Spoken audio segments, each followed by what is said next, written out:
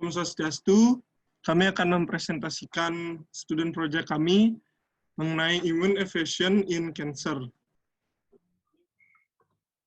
Baik, perkenalkan saya Ngurah Bagus Agung dengan 3 digit NIM terakhir 236.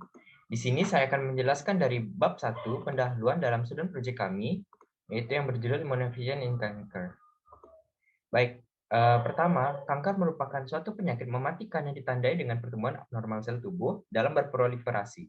Nah, kanker ini dapat timbul apabila terpapar radiasi sinar X dan UV secara berlebihan, ataupun bahan kimia yang karsinogenik. Di Indonesia pada tahun 2018 terdapat 348.809 kasus dengan kematian sebanyak 207.210 jiwa. Nah, hingga saat ini kanker sangat sulit dilawan oleh sistem imunitas tubuh. Mengapa demikian? Karena kemampuan kanker yang dapat menghindari serangan kekebalan tubuh manusia atau mekanisme dalam immune evasion.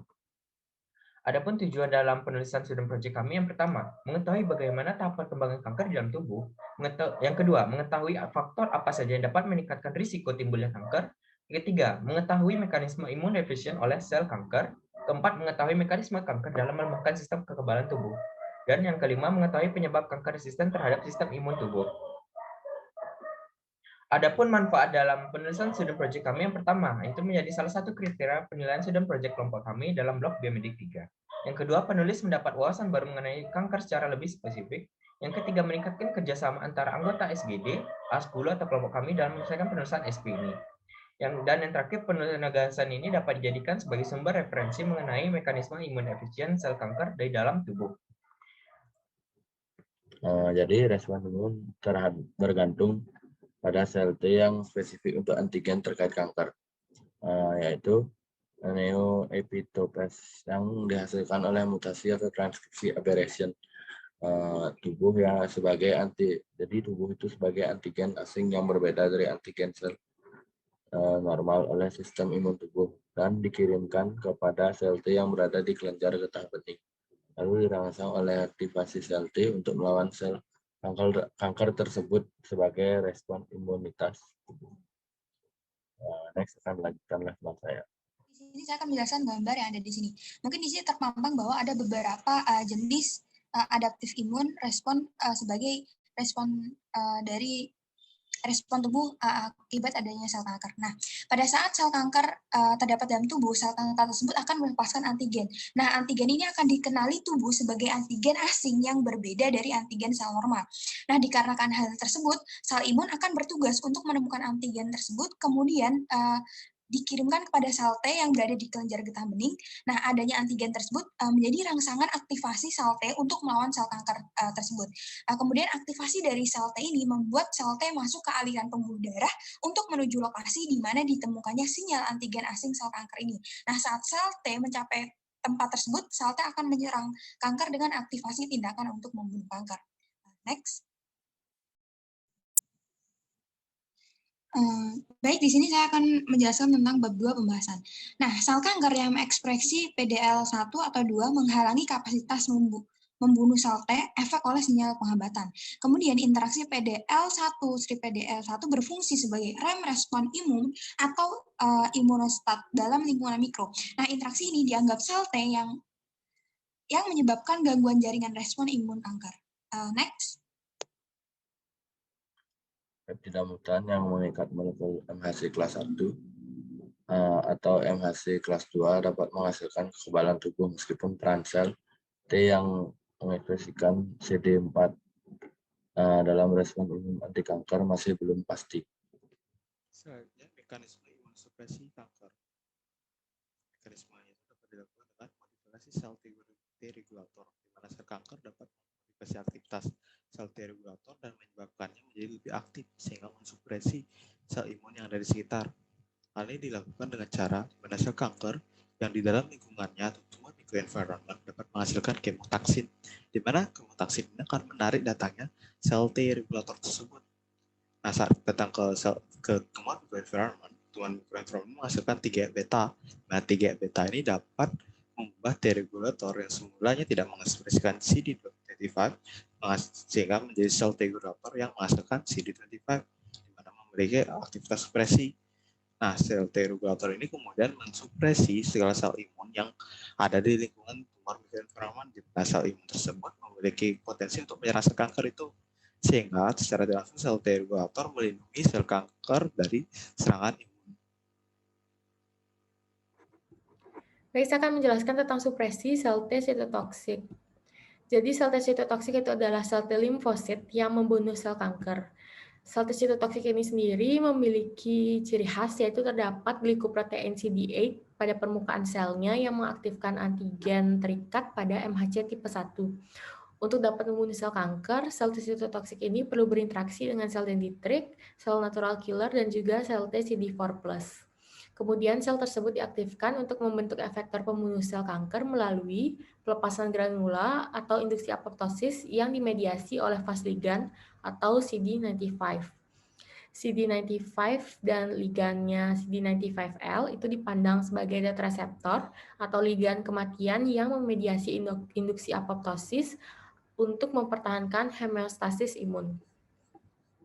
Baik, selanjutnya saya akan melanjutkan penjelasan dari teman saya, yaitu CD95 atau fas APO1 dan ligannya CD95L dipandang sebagai reseptor atau ligan kematian yang memediasi induksi apoptosis untuk mempertahankan homeostasis imun. Pada saat tumor mapan, fungsi dari sel efektor tersebut ditekan oleh crosstalk imunosupresif antara sel kanker dengan sel stroma tumor seperti fibroblast terkait kanker CAF, sel T regulator atau TREG, dan sel makrofag tipe 2 atau M2.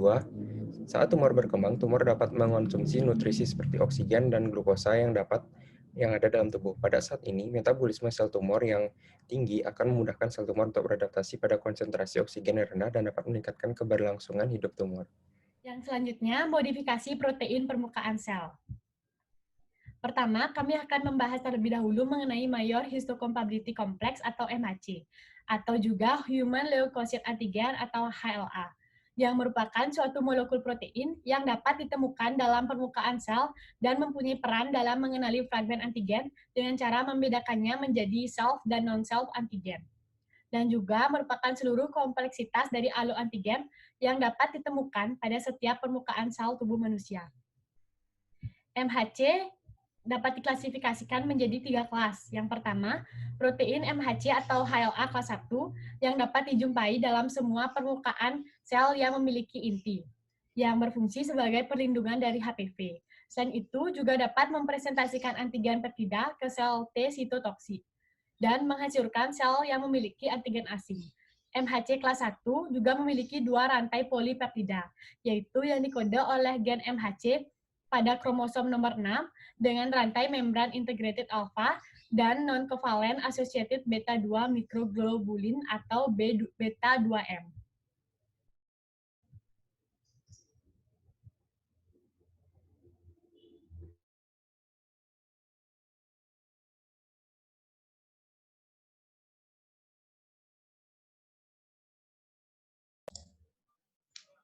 Kemudian ada protein MHC atau HLA kelas 2 yang dapat dijumpai dalam permukaan sel B, makrofag, sel dendritik, dan juga APC terkhusus.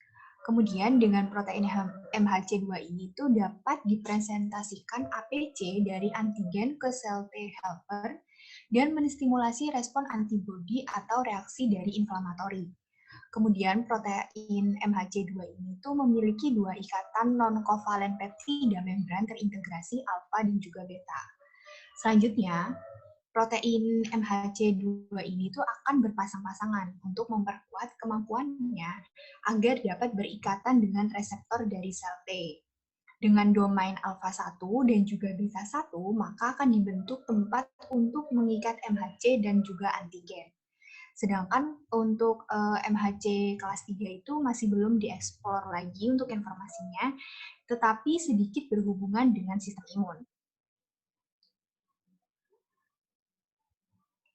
Selanjutnya adalah proses pengenalan sistem imun terhadap sel kanker, di mana untuk Major Histocompatibility Complex atau MHC1 itu merupakan molekul glikoprotein permukaan sel yang mengikat peptida dan juga berasal dari virus ataupun benda yang masuk pada retikulum endoplasma, yang kemudian akan mempresentasikan pada permukaan sel untuk diuraikan pada limfosit T sitotoksik. Kemudian, untuk kelompok protein yang ada pada MHC itu berpartisipasi dalam proses pengenalan antigen, terutama tafasin, low molecular weight polypeptides atau LMPS, dan transporters with antigen processing atau TAP. Untuk penurunan ekspresi LMP dan juga TMP itu dapat dideteksi pada berbagai hal dan juga jaringan pada kanker.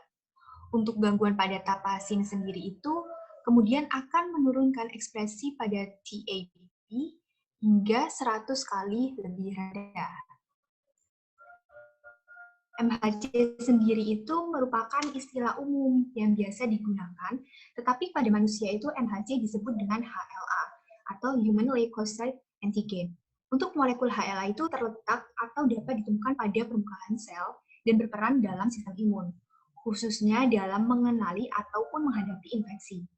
Kegagalan pengenalan pada protein E7 terhadap sistem imun itu pada akhirnya akan menyebabkan kegagalan pada pembersihan infeksi pada virus ataupun sel abnormal oleh sistem imun sehingga dapat menyebabkan keganasan. Baik, selanjutnya di sini saya akan menjelaskan tentang implikasi klinis immune evasion oleh sel kanker.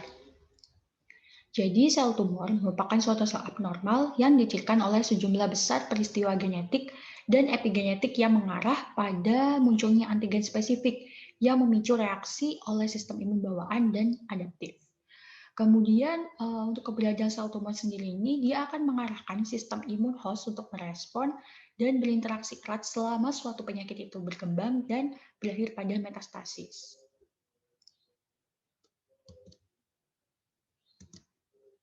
Baik, selanjutnya di sini adalah beberapa hal yang terlibat dalam perkembangan sel tumor hingga menjadi ganas atau biasa kita kenal dengan sel kanker.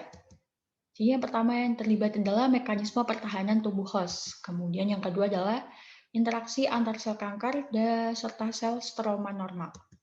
Kemudian yang ketiga adalah perubahan seluler akibat adanya infeksi.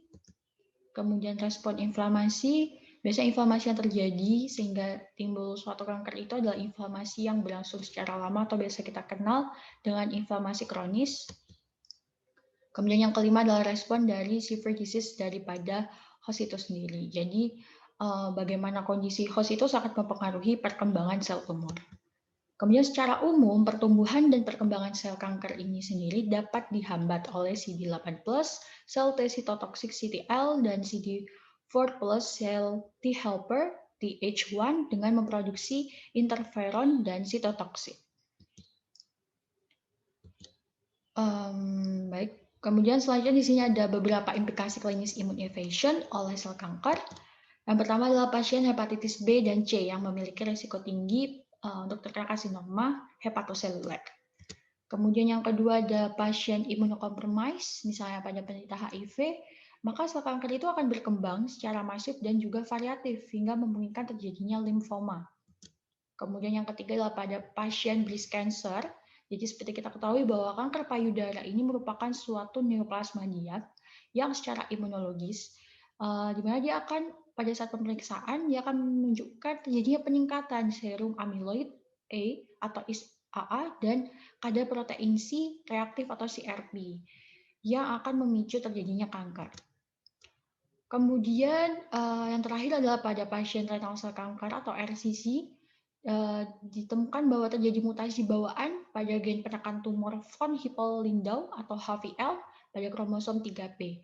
Untuk manifestasi klinisnya sendiri akan ditemukan bentukan kista ginjal, kemudian kasus ini banyak terjadi pada rata-rata usia 37 tahun dan akan sporadis pada usia 61 tahun. Baik, selanjutnya yaitu adalah kesimpulan, di mana kanker merupakan kerusakan pada jaringan proto-onkogen dan gen supresor yang menyebabkan cetakan protein berubah, di mana pada umumnya tubuh akan melindungi diri dari mikroorganisme patogen dengan mengembangkan sistem pada imun. Jika sistem pada imun tidak dapat mengendalikan tersebut, maka akan terjadi berbagai penyakit. Salah satunya yaitu adalah kanker. Kanker terjadi karena adanya kerusakan pada DNA. Jika kerusakan pada DNA tidak dapat dikendalikan, maka kanker itu akan lebih mengganas. Adapun istilah yaitu apoptosis, yaitu adalah suatu proses kematian sel yang terprogram yang dapat mengendalikan keganasan pada sel kanker. Pada umumnya, ada beberapa faktor-faktor yang dapat meningkatkan risiko timbulnya kanker. Yaitu yang pertama, yaitu adalah sering merokok, makan makanan yang kemasan, obesitas, duduk terlalu lama, tidak melakukan aktivitas yang cukup, dan mengonsumsi alkohol yang berlebihan. Di mana implikasinya adalah bahwa semua sel yang menyusun kanker tersebut terdiri dari satu sel asal, di mana pola inaktivasi X telah diperbaiki sebelum kanker mulai berkembang. Baik, di sini saya akan melanjutkan penjelasan mengenai kesimpulan dari student project ini. Baik, di mana kanker dapat menghindari pengawasan kekebalan atau kemampuan imun efisien dengan melumpuhkan fungsi CTL melalui produksi beberapa sitokin penekanan kekebalan, baik oleh sel kanker maupun sel non-kanker yang ada di lingkungan mikrotumor, terutama termasuk sel kekebalan dan sel epitel. Baik, dari hasil percobaan imunologi in vitro menunjukkan bahwa kanker ini memiliki banyak mekanisme dalam menghindari serangan sistem kekebalan tubuh tersebut. Dan selama tahap awal perkembangan kanker, sel-sel yang ganas itu dapat menjadi stimulator yang buruk dan menjadi resisten terhadap respon imun tubuh. Dan kemudian pada tahap selanjutnya, kanker yang tumbuh secara progresif ini dapat merusak respon imun adaptif dengan cara menghambat pematangan dan fungsi APC yang dapat menyebabkan perubahan. Dan pada titik inilah sel kanker ini berhasil mengembangkan kemampuannya dalam melawan sistem kekebalan tubuh melalui mekanisme imun efisien. Baik, terima kasih. Sekian dari presentasi student project kami mengenai immune efficient in cancer. Bila ada kesalahan kata dari kami, mohon maaf. Kami ucapkan terima kasih.